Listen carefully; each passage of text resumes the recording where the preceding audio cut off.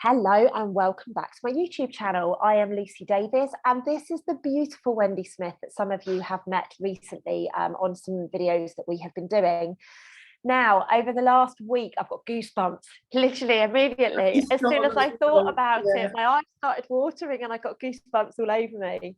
In the last week, we are filming this on Thursday, the 18th of August. And in the last week, both Wendy and myself have been absolutely privileged. There is no other word to say other than that. We have been privileged to be in the company of a master, a great teacher, a great human, an all-round really good guy, fun guy, full of banter, humble, in the form of Dr. Joe Dispenza. Indeed, plus 2,527 other like-minded souls, all wanting to achieve similar outcomes. Exactly. So, you know, we could just talk about like literally the species that is Dr. Joe for the next 5 hours, right? We really could. He's an incredible man. His vibration is just absolutely out there. His love that he's got, his passion for the work that he does, you know, and a lot of the ladies were like, have you checked out his arms? Even a guy said to me, is that six-pack under there that I can see? And so do you get what I mean? Like, completely it blew me away in every sense of the word. And I feel, you know, I don't just want to sit here and gush all over Dr. Joe, but I just want to give him a little bit of recognition and, you know, really just say thank you from my heart. And I'm sure you from your heart, Wendy, in the sense that, you know, we have both been doing this work for quite some time. And I'm not talking Dr. Joe's work. I mean, we've been on our own respective healing journeys. We have become people who work with people all around the world to help them heal their trauma. And I don't know about yourself, Wendy, I'll get you to explain in a minute, but I found Dr. Joe in about 2019, 2020. And I was blown away that this beautiful human was out there talking very much from a scientific perspective of the stuff that I was channeling, and it blew me away that somebody was going to actually help the people that were logical and methodical and didn't get the whole channeling experience and thought that channeling was bad or ugly or whatever. So, you know, let's just start there. When did you find Dr. Joe? Well, mine was very simple. Sorry, I've got your nan floating about in front of me. We won't explain what that is, but hi, Nanny. Just made me chuckle. Sorry, I just grabbed her as well, quite roughly. I do apologise, Lucy. All right, she deserves it sometimes. Bless her heart. She loves getting involved. She's always there. She's going to go up my nose. So yeah, around about 2018, I came across him. 2019, I went to an event with a friend of mine, which involved Joe and Greg Braden. Okay, cool. So that was interesting, lovely day event. The thing that interests me initially about Joe Dispenza was that I had a motorbike accident in 1989 and I broke my back and severed my spinal cord and had the same prognosis as him. Doctor said you'll never walk again, but my head was like, what are they talking about? Now, I ended up walking out of hospital 8 months later on crutches, and my walking, as Lucy knows, is not massively fast, you know, quite laboured. I didn't know I had it. I just did what I thought was best. You know, I went back to the gym, tried to exercise, integrate back into life. So what fascinated me when I heard his story was like, oh, wow, there's something that can be done that I've not known about. So then I started deep diving into his work. I just wanted to know more, and just listened.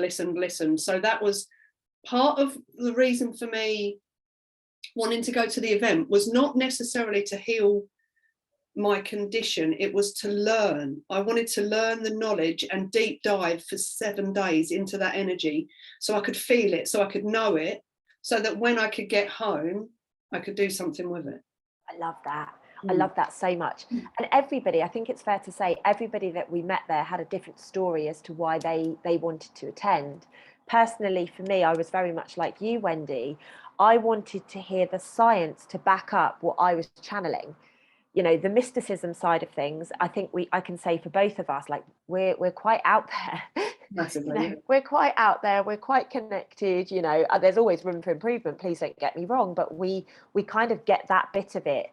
For me, it was, how do I explain to the men predominantly that come to me and say, Lucy, I really want to work with you because I really love the results that you get, but but they needed something logical, scientific, that they could actually tap into. And this is why I was very, very grateful in 2019, early 2020, when I found Dr. Joe, because I was looking, I had put it out there that I needed to find somebody who was much more on my wavelength, for want of better words. Yeah. You know, I'd been focusing on the business side of things because I had these gifts and I was helping people heal all around the world, but I was looking for something. And you know, I found him, and he was doing an event in June 2020 in Hawaii with Bruce Lipton and, you know, some other people that I thought were absolutely phenomenal. So I booked the ticket, but of course, due to COVID, I got blocked from going there. Yeah. So I kind of forgot about him. Sorry if you ever listened to this, but I did. I kind of forgot about it and went on my journey. And as you know, I was, you know, quite involved with the Awakening on the Planet, as you were yourself, Wendy. And you know, because the focus kind of changed for a little while through 2020, but in 2021 he started speaking to me, his soul started speaking to me and was like, look, you know, if you want to do this, you know, come and experience it, you know, come and see what else can be done. And that's what happened. You know, I was fortunate enough to be able to go to the London event, and my God, Yeah, all I can say is my goodness. You know, when you're there in person, it's a whole different experience, isn't it? And the thing is as well, you know, I know we're going to cover a few different aspects. One thing that it made me aware of is tiredness it's a manufactured virtual reality state. There is no tiredness. The first day when we were told, you know, you're going to be up at 6 o'clock every morning, and then after 2 days, you're now going to be up at 4 o'clock tomorrow to be in here for a 4-hour meditation. And then we're going to be up at 5 o'clock tomorrow. The first day when you're told you're going to be up, your body sort of goes, it's the body goes, oh God, like does like a Kevin and Perry moment, doesn't that's it? a little hissy fit, like a teenager. Oh, Mom. What are you doing to me? Once you change perception around it though, and you get into, I mean, we were doing 6 in the morning till 7 at night. You know, sort of sometimes 6-hour meditations. And just to put some perspective on that, if we had to be in to start a meditation at 6 o'clock, we needed to be in the room by 5:30. What that meant was getting up at 4:30, 4:45, so that we could be ready and get into the room. So for myself, most people know, you know, if I have to be in a room to start meditating at 4 o'clock, I've got to get up at 2:30 in the morning, even though it's only a 3-minute walk, 5-minute walk for me, walking at my pace, not so much for Wendy, but I, you know, because I've got things that I do to protect myself and look after myself and nourish myself and all of that stuff before I can even go to this. So it wasn't just a 4 o'clock in the morning start, or a 6 o'clock in the morning, or even a 5 o'clock in the morning start, because we did one of those as well, didn't we? Yeah. It was you were getting up in the middle of where you are at in your most profound super conscious state, producing the most amount of melatonin, and it is a weird experience to be able to wake up and do life on multiple days concurrently in that space. Yeah, indeed. The 2:30 the 2:30 get up was interesting, because I felt like I was just walking about in a trance. I just floated over to the Excel, floated into the meditation. And when we started, I mean, I got really cold. The room was really cold, and what I'd done is walked out the hotel in a t-shirt and gone, weather, 2:30 in the morning, oh, it's really warm, so I won't need anything else than my sweatshirt. Gone over there, I thought it was an hour into the meditation, I started getting really cold and was having to like Reiki myself warm and stuff. And then he said, come back to me now, open your eyes. There you go, it's 8:20. And I was like, what? Hang on, we've only done an hour, you know. And so I'd only got cold in the last probably 10 minutes, but I thought I'd been freezing for hours. It was just so weird. And when he said, you know, we've done 4.5 hours, it was like... We all cheered, didn't we? We were like, he's lying. My first thought was he was lying to us, you know, and I'm happy to say that. And I looked at the girl next to me, and she looked at me and she was like, there's no way. And then he said the time, and then I looked on my phone and I was like, what? And we just started cheering, didn't we? Because it was absolutely amazing. Because it was breakfast time. Yeah, I know. We were like, oh my God, a bit of warmth, get a hot cup of tea and things like that. Because the room was cold, babe. The room was cold. It really did drop, which was a good sign because it meant we went so high, right? We actually went flying. Can I just take a step back, babe? Because I know a lot of people will be getting really excited hearing this. And I'm sorry to take us back a little bit, but I just want to cover off for people that may be in the fortunate position that they could go to an event like this. Let's talk about what happened before the event, because I always find it quite interesting in leading up to an event. And I would imagine when we do seminars and retreats and things like that, people have the same apprehension and, you know, the questions that go through their minds. So I'm sorry to take us backwards a little bit. No, that's good. But I would like to, you know, did anything come up for you leading up to the event? Yeah, massively, because of the physical condition. And I'd already been, due to my walk-in limitations, I'd had to let them know beforehand. So I had an online medical. So they had a chat with me about certain things because she wanted to make sure I really knew what I was going to and if I needed any extra help or anything like this. And then she said to me, would you like to go on the list to be a Healy? And I said, what's a Healy? And she said, we do group healing sessions where people lay down and you have 8 people send like love, light energy into you, blah, blah, blah, for healing. And I went, oh yeah, that sounds fun. You know, not really sort of thinking about it. I went, oh yeah, that sounds fun. She said, well, I'll put you into the process. And then I was contacted and told that I'd gone from 1,000 down to 800, been selected through. And if you don't hear anything back after that point, you've not been selected. So I hadn't heard anything, but it had started something ticking inside of me. So I was already starting to think like, am I going to come out of there running? Do you know what I mean? Am I going to? So, and I had to say to my brain, no, just stop. That's not what your initial intention was for going. Your initial intention was for going for learning and experience. So I had to keep taking that and moving that away because it was actually causing me a little bit of stress and anxiety prior. Yeah, good. And that's what I want people to hear, Wend, because a lot of the times, you know, people come to my retreats, you know, and I have like 30 people on a retreat, something like that. And they go, God, I've been really nervous about coming. And we kind of forget these things, don't we? Because we're the people that lead these retreats and we help people and we know that we can help people break through like that. We kind of take it for granted. And this is why I love the fact, because I had apprehension and, you know, things like that leading up as well. So you had this, your brain was kicking in, your ego was kicking in, you were going on a journey whereby obviously a different level of healing was coming up for you to recognize, not just your physical healing, you know, but I think it's fair to say that there was a lot of people that had a lot of high expectations, right? Oh, massively. And this is the whole thing in life, isn't it? If you can get rid of the expectation of, so not get rid of it, but lower the emotional arousal to the expectation. If the expectation is full of joy and love and, you know, all those beautiful feelings, I think it's a really good thing. Hold on to it. Run it.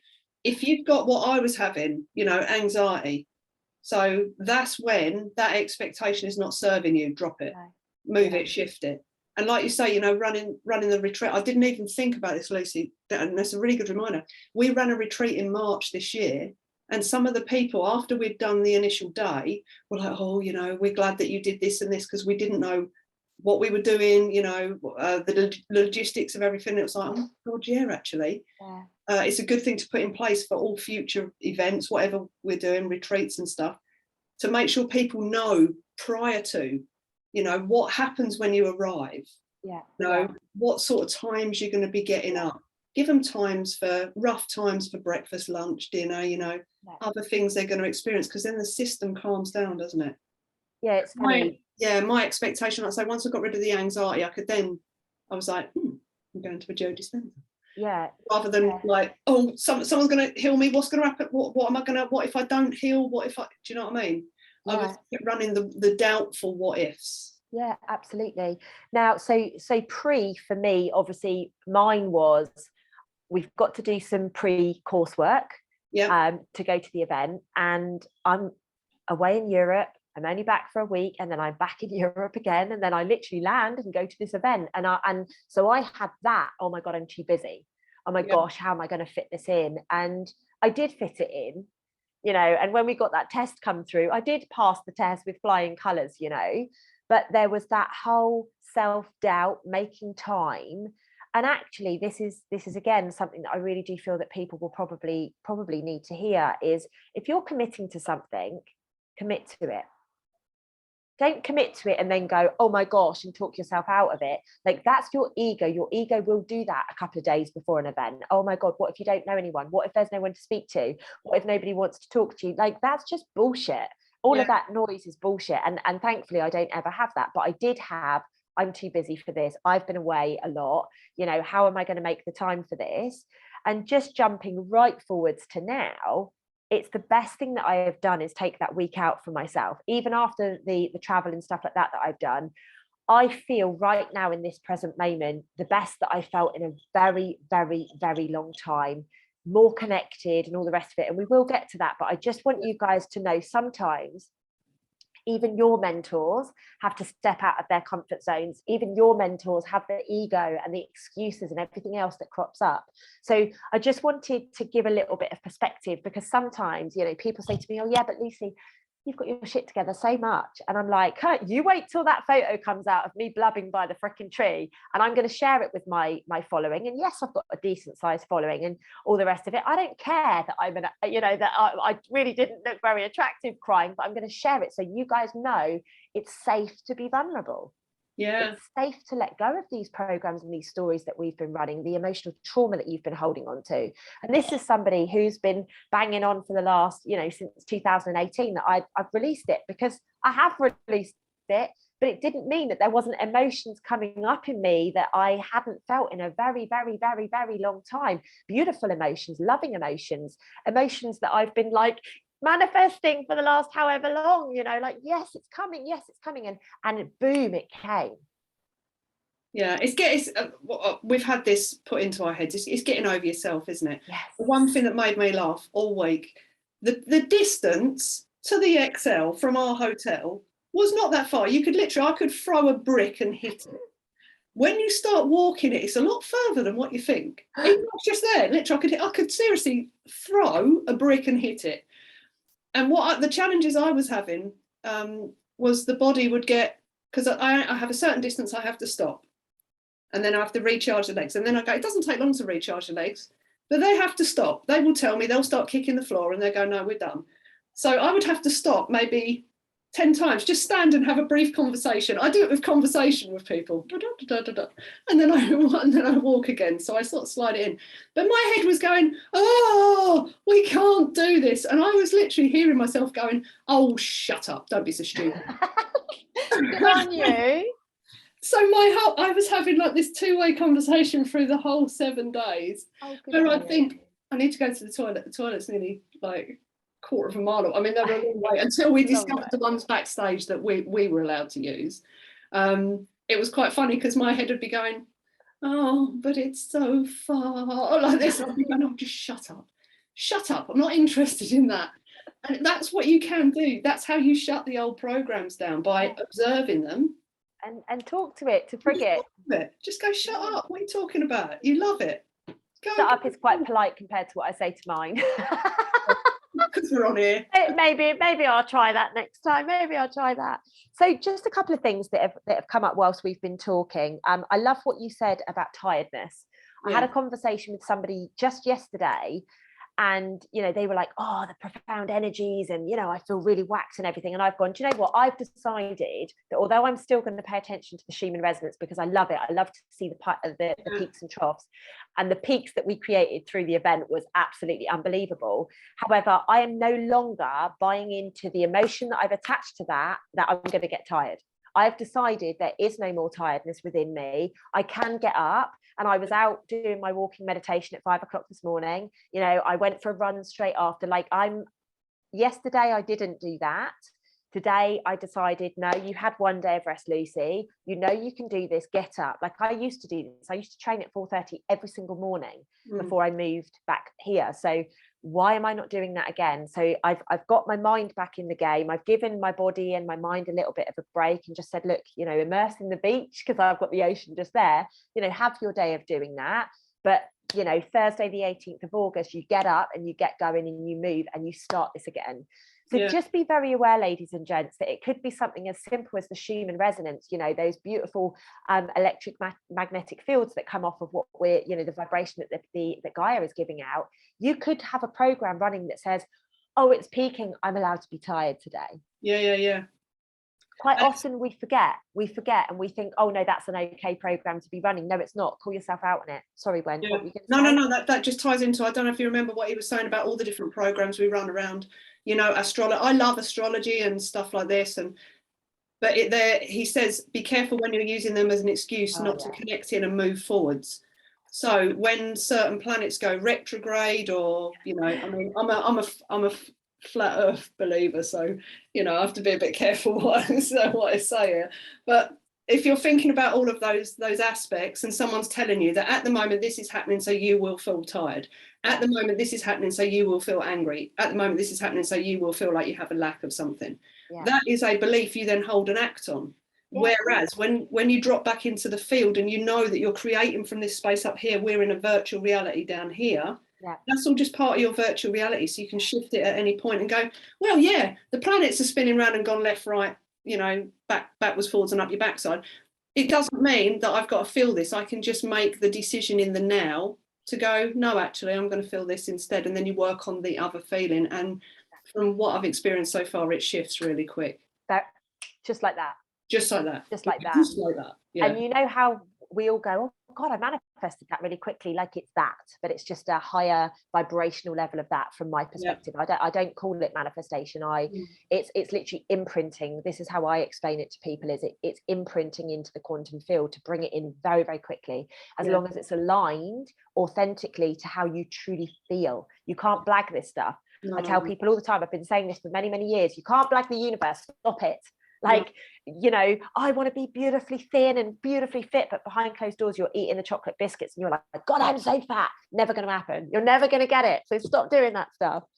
Just one other thing that I wanted to do before we move forwards further. You mentioned about how organized the event was, and a level of organization is really helpful for the attendees, like, you know, to get rid of pre-event nerves, things like that. I just want to give a huge congratulations to those guys. How well planned was it? Like, we didn't know times and things like that. It was very loose what we knew, but the snacks, the food, the setup, it was, I don't know about you, Wendy, but it was phenomenal. I can't even speak, I don't know. But to move 2,527 people about in the fashion that we did, when they said there's 2,500 of us, my first thought was like, shit, how on earth do we get all these people in there? It's going to take hours. You didn't even notice there was 2,527 people in that space. It just seemed like a couple of hundred people until you stood in the corner of the room when everyone was sat down and had a look, and then it was like, wow, there is actually 2,500 people in this room. The transition points were so easy, and when they hit a snag point, like with the dining hall, they adjusted it. Oh my! I actually went up to Kelly and said to her, "Thank you so much." The way that an issue got raised and it got dealt with immediately. Like, I've been to events before where it's just never spoken about. The same problem just happens every single day. It's never spoken about. But what I loved about the organisation and the fact they must love doing these events because they want to make it as smooth as possible. As soon as there were blockages going into the dining hall, they sorted it. As soon as there was issues in the amount of food available for people, they sorted it. You know, it just wasn't, nothing was a question, like an issue, was it? It was just, okay, cool, we hear you, we're going to do something about it. And they were very communicative, which I loved. Yeah, there were no points where you thought, I don't know, apart from I think it was the last day where I remember I looked at 3 other people and went, what time are we meant to be? Because I was floating around in the ether at this point. I think someone had hold of my foot, just walking me about like a balloon. And I was just like, what time are we meant to be back for the last session? And everyone was like, oh, I don't know. Let's watch the cues. When people line up, we'll line up. I mean, it was, you know, it had got to that point. We were a little bit out there by that point though, babe, weren't we? Like, I know I can only speak on behalf of myself when I say I left there and I was flying. I set the intention that I was going to imprint as much as I possibly could from a space of love on the tube on the way. And my goodness, Yeah. did that happen. I helped a man get to where he needed to go literally from the second I set the intention. Then I ended up walking back past my old JP Morgan building where I used to work before I actually, went through all of these transitions. And I stood there looking up at it and I was like, of course I had to end up here, didn't I? I had to end up here today to just have it slapped in my face, because the whole time we were doing the walking meditations, I was looking out over Canary Wharf, which is where my physical burnout took place. So I was faced with with the thing that broke me, or that attempted to break me, every single day I was there. And I found that really quite empowering. And to be there, to walk out of the station and just look up and be like, fuck, it's there, like it's there. And so I just took a photo and I said, you know what, I'm just going to blast them full of love. And I'm going to say thank you for every experience that you gave me. And I'm going to get on that tube and I'm going to skip the heck out of there. And I met a beautiful man who was traveling. I don't know where he was traveling, but all over the place. He was an American traveling all over. And he, because of the love that I showed him and the conversation, he started like guiding people off the tube and all sorts of stuff. Like, it was brilliant. And that's the imprint that we're talking about. But again, I've jumped ahead. So you can spread it. I got in my car. I had some random people just wanting to carry my bags and do random things. Beautiful. And I'm learning it though, Wend. I'm learning to go, okay then, if I dropped a walking stick, you know me, I'm on the floor, up it comes, and I'd have people coming over going, oh, let me get that for you. Normally I'd be going, no, it's okay, nothing to see here, it's fine. And I'd be like, oh, okay, thank you. But I got in my car, I gave my car love. So I loved my car when I got in my car. I was loving the steering wheel. And then, oh, Lucy, this is one thing. Intention. Sorry, viewers, for all this. This is how quick things manifest. The car park should have cost me £18 a day in the hotel, or £36 a day if you're a non-resident, right? So I had in my head, I only want to pay £36 for my week's worth of parking. And I'd been thinking about it while we were doing one of the meditations at some point. When I got into the hotel and trotted up to reception and said, can you validate my parking ticket for me, please? I was expecting like 100 and whatever quid. Yeah. So she's gone, dink, there you go, just away you go. Like I'd paid it with my card without even looking, just gone, dink. Walked down, got in the car, and as I'd looked at the ticket to put it in the machine, it said £36. Dink. There you go. That's what happens. Sent the machine some love. That was some love back to you, because you had allowed other people to love you. And that's a real big deal for you, right? It was a big deal, allowing, like, surrendering to the feminine and saying, okay, you know what? Yeah, I will have your help. Thank you. Thank you. Oh, sorry, you've just said that. That's just another little thing. Again, apologies, viewers. Don't need to apologise. These things are going to keep popping in. All of my healers, when we were doing that, were all female. I had no male energy in there at all. I was being hit with pure feminine energy the whole way through. Not that you needed it, hey? No. We'll cover this at some point in the future, but my heart is the one thing that needed working on for those who are watching. Yeah, we'll definitely do lots of these. We'll do lots of these sessions, because I love speaking with you, and I know you love speaking to me too. I do. It's lovely to share as well, isn't it? Just share. And it's just pure love.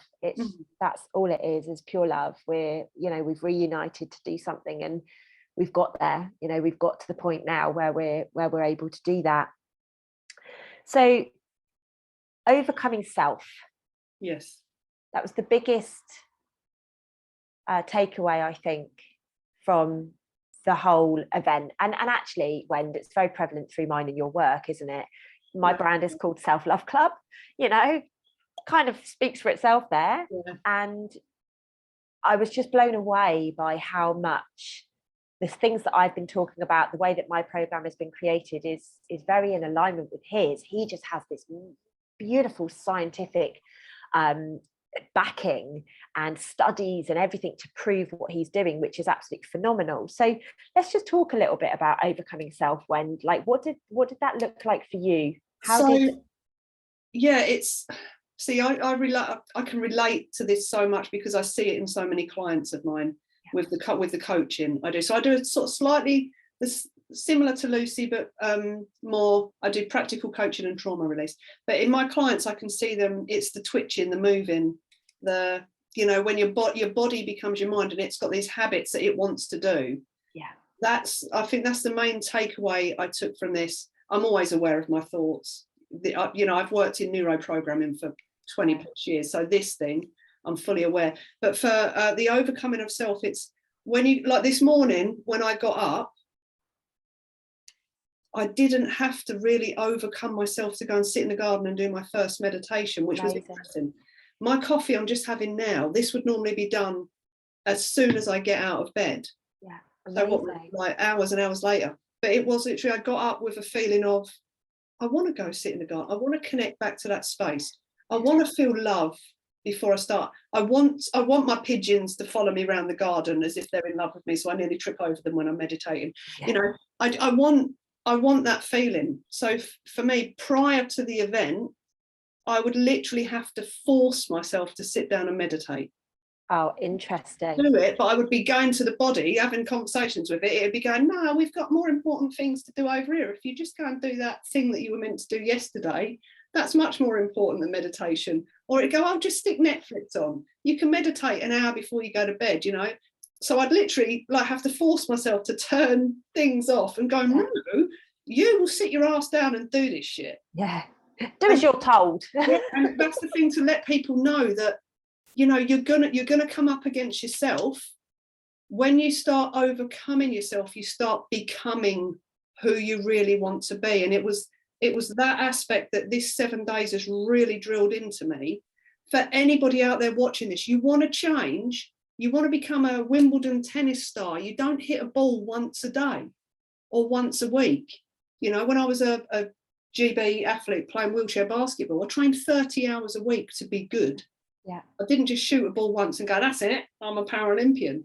And meditation, connecting back into that field, creating change in your life, you've got to get past yourself. And it really is a bloody challenge. Yeah. It's not simple, but once you crack it and you get good at it, then it becomes easy, and then it becomes a joy, and then you want to do it.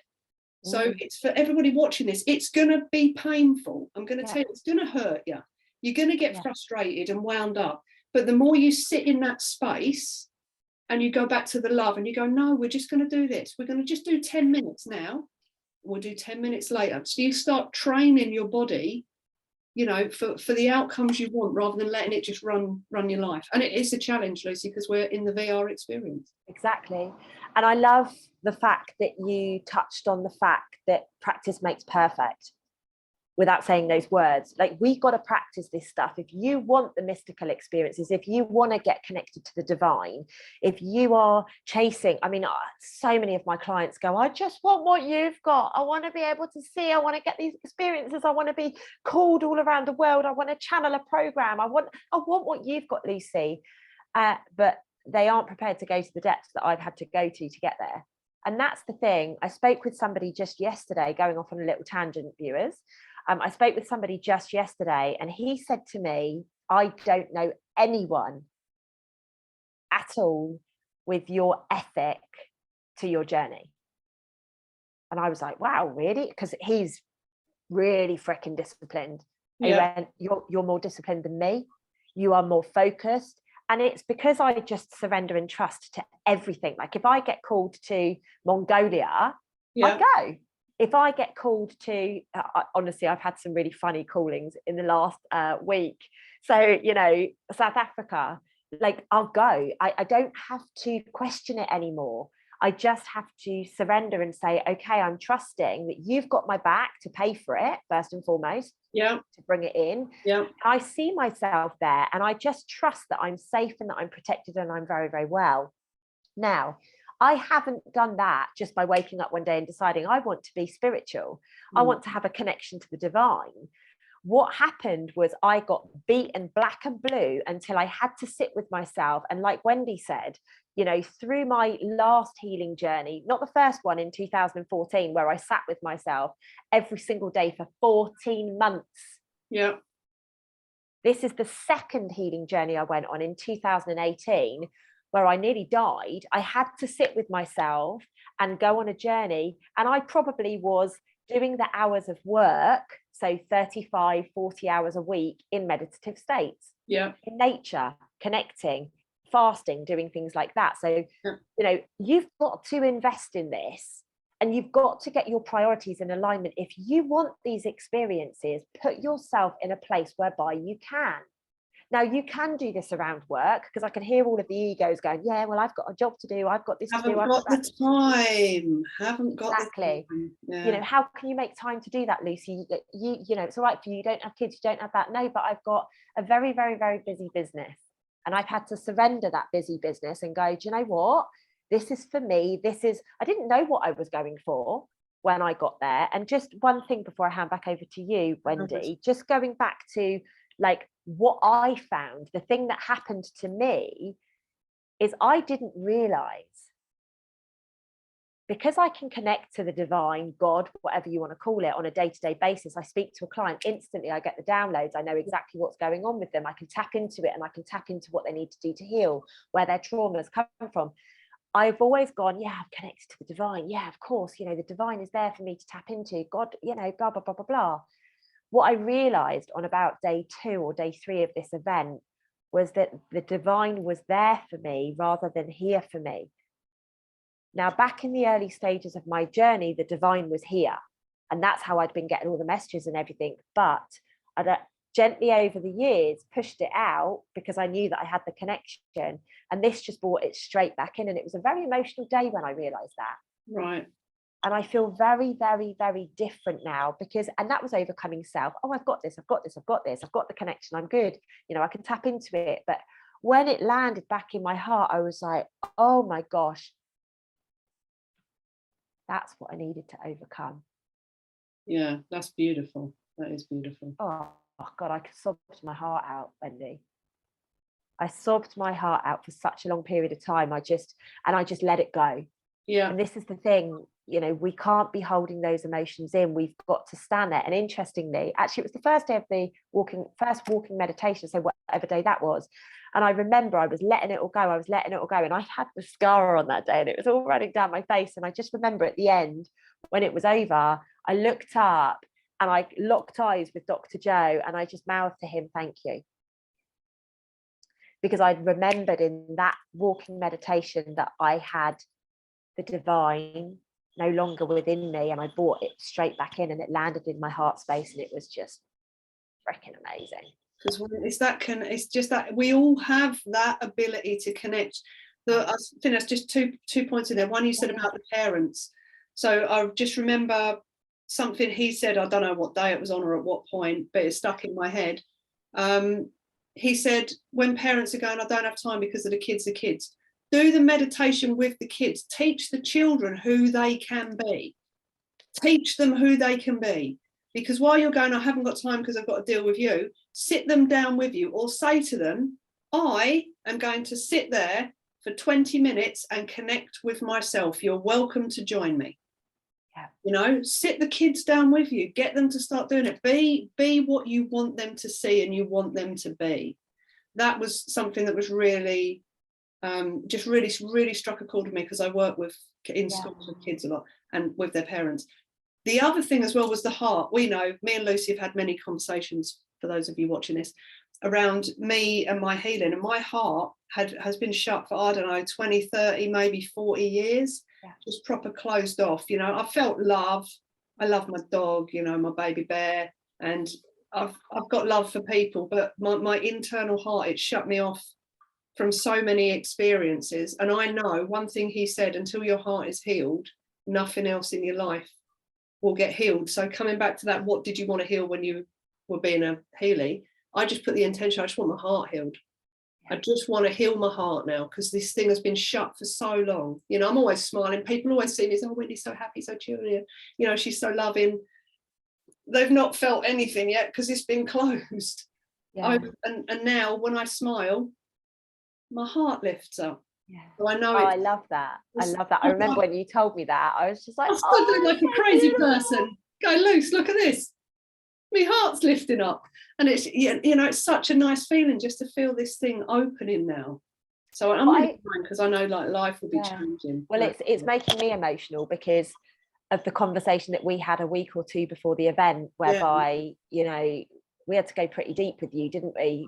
Where the heart was, because you know, there was a bit of a resistance to some stuff that had come up, and thankfully we spoke about it, didn't we? So for me, I've got goosebumps all over me. For me to watch you go through that and lose, I'm smiling and my heart's lifting. It's just, oh, Wendy, honestly, I couldn't be happier for you. Yeah, because I said, you know, I just know when this is sorted out, I can heal anything in my life. I'll sort the walking out at some point. I've had it 33 years, you know, another however long, really not going to bother me.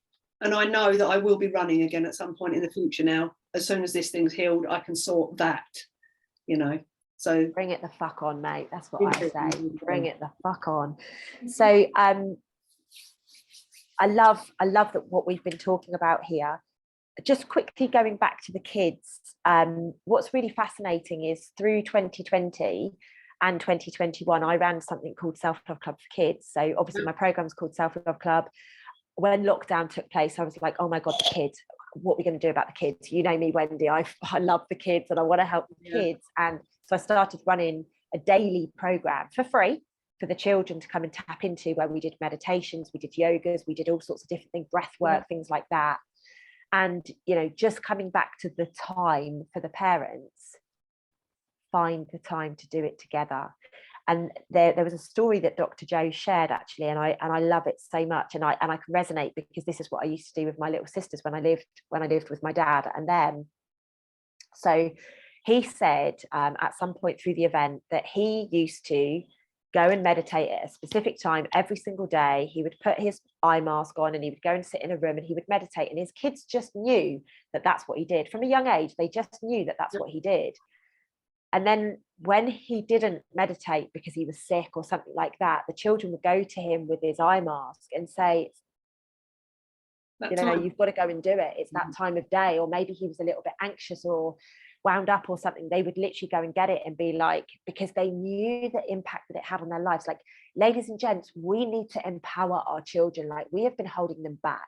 Yeah, we need to let them see that this is normal. We have got so disconnected from ourselves, being busy, providing things. Your kids don't want things. They want your time. They want your presenteeism. And if that means sitting in a meditation with the two of you, like my little sisters love to meditate with me. They love it so much. Like, don't get me wrong, I can feel that they've got their eyes shut and they open one just to check I'm still there, kind of thing, from time to time. But, you know, it's so funny when they used to do that when they were little. But this is about the imprint that you are leaving in their life. Like, normalize meditation, normalize that you have to take some time out, normalize love for yourself. Yeah. Yeah, and I you like can find that. it. I like that. Normalize love for yourself. Oh. Because I'll tell you one thing, this is relevant today, actually. I just jumped on Twatbook earlier, just to have a quick look. Facebook. And Faceache, I call it. Faceache. And so basically the first post that came up, I'm not a scroller, so I was just going to put on next. I check Messenger through Facebook, so a lot of people contact me for that. And the first thing I saw was someone saying, well done to my son, A level, this grade, got into his university and blah, blah, blah. And what I thought it does is all of that, we rate our success and our value as a human being on how many certificates we've got. Now, if I showed you my wall is full of certificates. Certificates they're all what I call, can I swear, Luce? Yeah, we have done loads. Yeah, it's just the F word, right? So these are all what I call fuck you certificates. Because I've been into environments where someone said to me, oh, have you got an RQF level 3 in education and training? No, but I'll have one in 6 weeks. So I've gone and done it just because it's right, there you go, there's your fuck you certificate. Now let me do my job. Yeah. Because I've had years of experience of working with people, real-time experience, not read out of textbooks, but through real-time experience. I get results. Yeah. I'll get you a result. You work with me, you'll get a result, right? Yeah. Because I care. It's not coming from a textbook, it's coming from downloads, human experience, personal experience, years of it. Yeah. So I'll get you a result. And all I think is while everyone's going, oh, you know, get your A grades, there's kids out there who are never going to get an A grade, but they are the ones that will change this reality when they connect back into here. Yeah. A certificate doesn't mean shit, kids.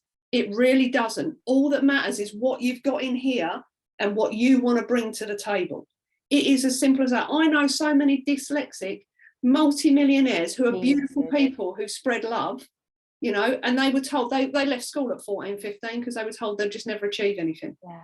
But they did not listen to the program. They didn't compare themselves to others. They didn't feel shit and develop limiting self-beliefs. They just went, you know what, you crack on, I'm going to go and create. Yeah. Kids, that's all you need to do.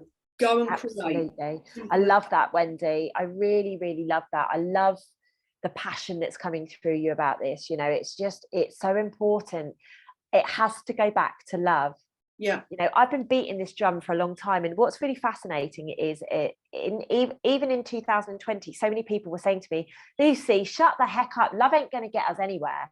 And I continue to stand in it, and I continue to maintain it, because I know the most powerful thing on this planet is love, which is why they've attacked it, which is why they've inverted it, which is why they've made all of us shut our hearts down, because somebody leaving you for somebody else, oh my God, what a trauma. When in fact, you should be like, thank you for showing me that you aren't my person. Thank you very much. Thank you for leaving me and going and removing yourself from my life. And thank you for giving me the space. I'm not saying it can't hurt.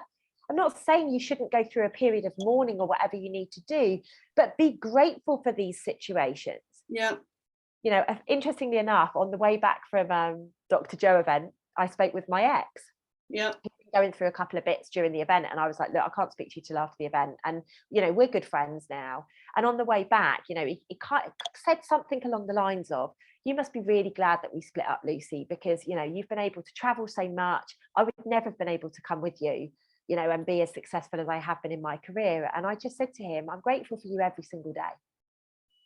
Like, you served a massive purpose in my life. You helped me get on my healing journey, like to heal my heart. Because I met him back in 2014 when I was, you know, I was scarred. I was scarred from relationships. I was scarred from life. I'd physically burnt out. Like I needed him to come in and heal, which is why his soul, bless its heart, came in to help me heal, to remind me that it was about love. So I don't have any animosity towards him. Whatever happened between us, it happened. I love him.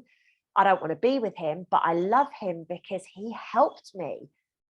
Like, what is wrong with that? What is wrong with saying, well, I'm grateful? There's not, and it's like you say, when you start saying it, someone called me beautiful. Some guy walked up behind me going into the event. It was the 4 o'clock in the morning one, just before I saw you. I think I saw you just before we went in. I think we did, yes. Yeah. And he just walked up to me, and as he was walking past me, he went, morning, beautiful, your light shining brightly.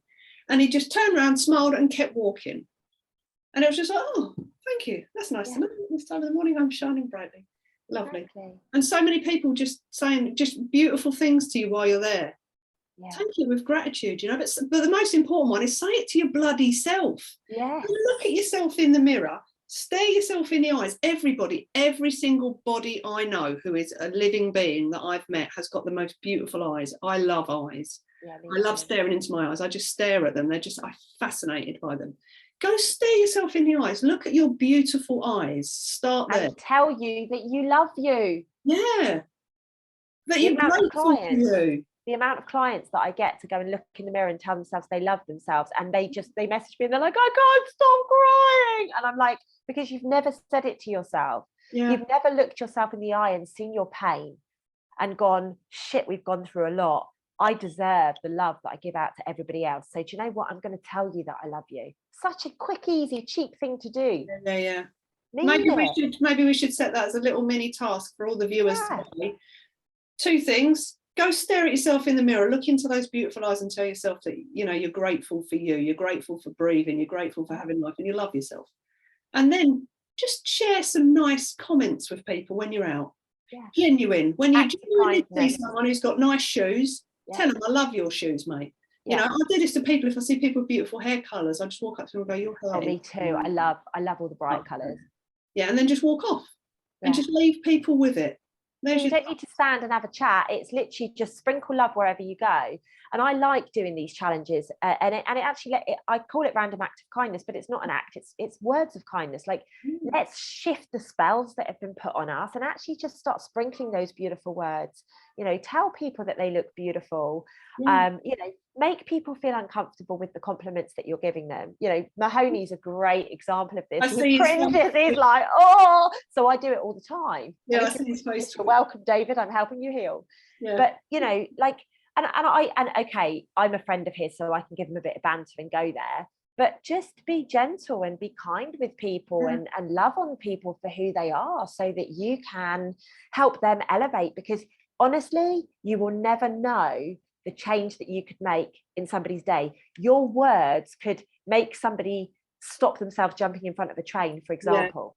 And this is a real reality that we're living in right now, ladies and gents. We must own this. Yeah, definitely. Ownership moving forwards, guys. You want to change anything, change life, change reality, change our VR experience, own it. Exactly. Do something exactly. So I think we've covered quite a lot in this video, but the last thing I just want to cover off really quickly, and we'll do another one, ladies and gents. I think we're gonna do a few of these, because we've been so blown away by it. And I don't know about you, Wendy, but I feel so validated in the work that I've been doing. It just makes you want to help more, improve more, improve my coaching, improve the retreat spaces we hold, improve the events we run, improve the bloody energy I'm sending out on a daily basis as well. Exactly. Well, I'm not going to get into that now, because we'll start talking about that. But there's something I've involved as a meditative practice now. Good. Which is the beautiful. Yeah, beautiful. Yeah. So we'll do that on another day. Just to close out, then, there was a lot of meditations we've spoken about. There was a lot of meditations. We did over 35 hours of meditation whilst we were there. That's a lot of meditating. There was a lot of healing sessions, wasn't there? And we'll definitely do one, because I want to pick your brains on what it was like from your side, and I think it would be good to hear from my side. So we'll definitely do a separate video on the healings. But there was also this science, and I don't want to give away anything that was spoken about too much, because obviously I do think that needs to come from Dr. Joe's mouth and his team's mouth. They've worked so hard to get this. The results for that will be out in 2 weeks, won't they? So in 2 weeks' time, when they share the results, maybe we can pull them off the website. And then perfect. And share it from the website, maybe. Yeah, perfect. I just want to share with you all that they have seen significant, and I mean significant, like way above 50% changes in people when people go from zero to start meditating. Yeah. Like huge. And like Wendy said, we'll get it. We'll share the website with you next time we do a chat, or whenever we cover that topic. Please trust. You have been so disconnected from source that as soon as you get that jump back together, you are going to be able to heal very quickly. Like I've healed a challenging way compared to the way that he's kind of spoken about, and I'm sure you can resonate with that as well. But that was our path. That was what we decided to do this lifetime. I've been sharing with people recently, like it took me 9 years to get what people are getting in 9 weeks or in 9 months. So like, let's just focus on what we can do for self to be able to heal. And the fundamental truth of the matter is, connect back to this. That's it. Spend time, and it's so simple as well. Hold it. Yeah, guys, all you need to do is touch it, feel it, breathe into it, and feel some gratitude. As soon as you start doing that, you start stimulating about 1,100 feel-good chemicals in your body, just for a starter, just for a starter. So just do that, sit with it. 2 minutes of that experience will give you that shot of chemicals for 4 hours.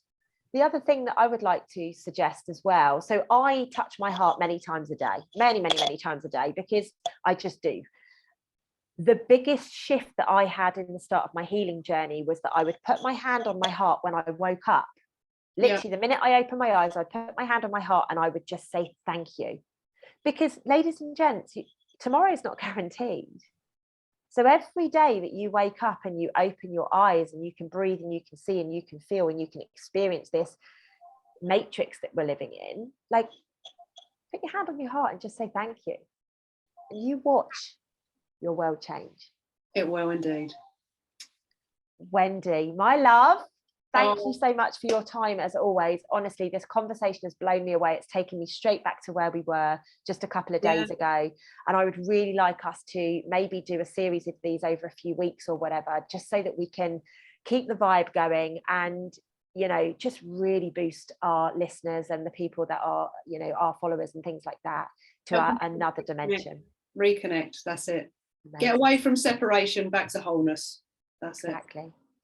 Ladies and gents, Please do remember to hit the thumbs up, share this with any community that you've got that you would feel would benefit from this. Do remember to hit the subscribe channels, and we will be seeing you back super soon. Wendy, once again, thank you very much, my darling lady. I love you to the moon and stars. Love you too. Pleasure. Thank you, viewers. See you soon. Take care. Have you stopped the recording?